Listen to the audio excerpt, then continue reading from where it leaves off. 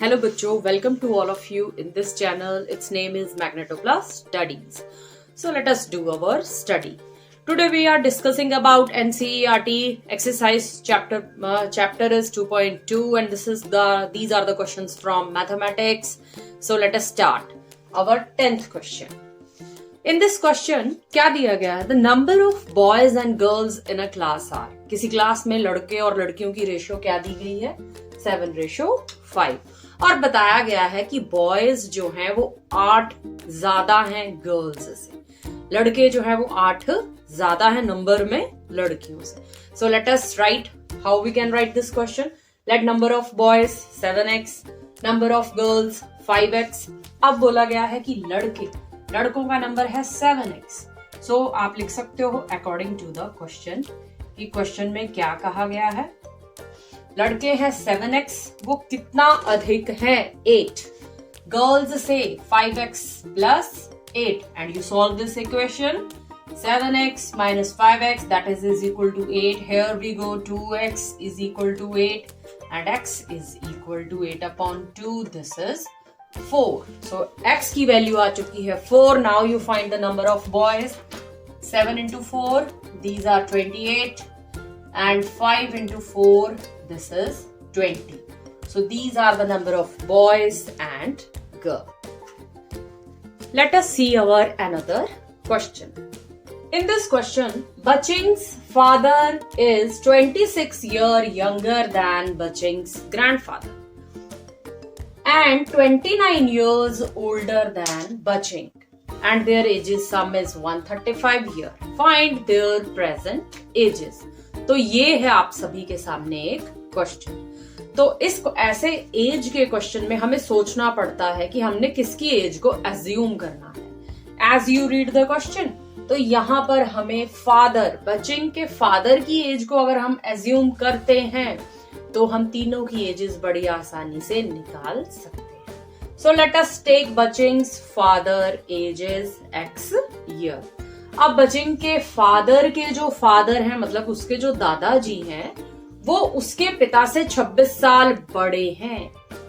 26 साल बड़े हैं, पर इन्होंने सीधा नहीं बताया. इन्होंने बताया कि बचिंग के पिताजी अपने उसके दादाजी से, मतलब वो अपने पिताजी से 26 साल यंगर है, छोटे हैं.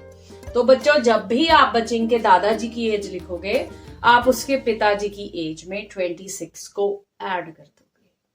ठीक है. इसी तरह से अब जब आप बचिंग की एज लिखोगे, जब आप उस लड़के की खुद की एज लिखोगे, तो तब आप क्या करोगे?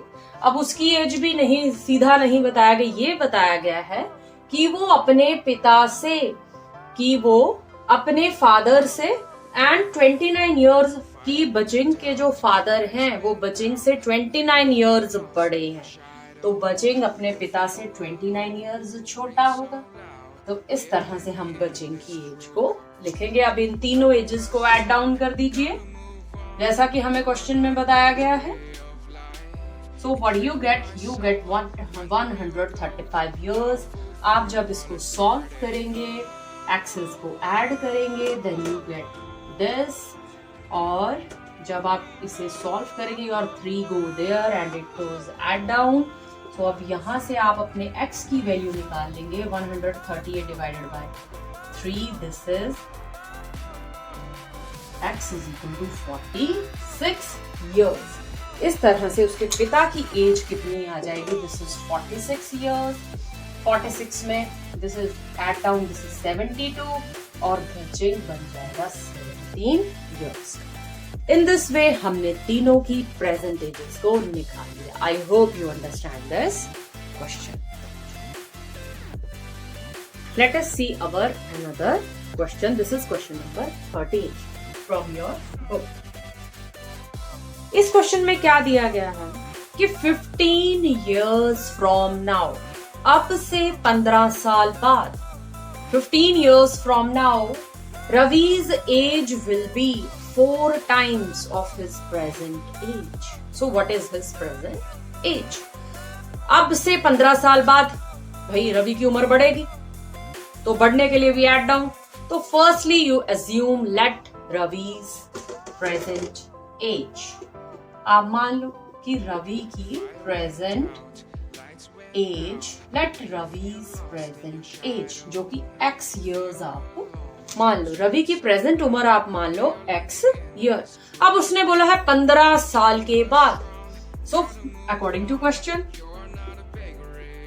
के हिसाब से क्या होता है, 15 साल के बाद x प्लस 15, उसकी जो एज है वो प्रेजेंट एज की 4 गुना हो जाए। सो प्रेजेंट एज है x, इसकी क्या बन जाती है 4 गुना, that is 4x। So now you solve this question, x उधर चला जाएगा, this is 4x minus x, you get 3x, और x 15 upon 3, x is equal to 5. ठीक, x is equal to 5. In this way you get your value, x कितना आ गया 5, मतलब आज रवि कितनी उम्र का है, 5 साल का है। So I hope you all understand these questions and do practice these questions. Thank you.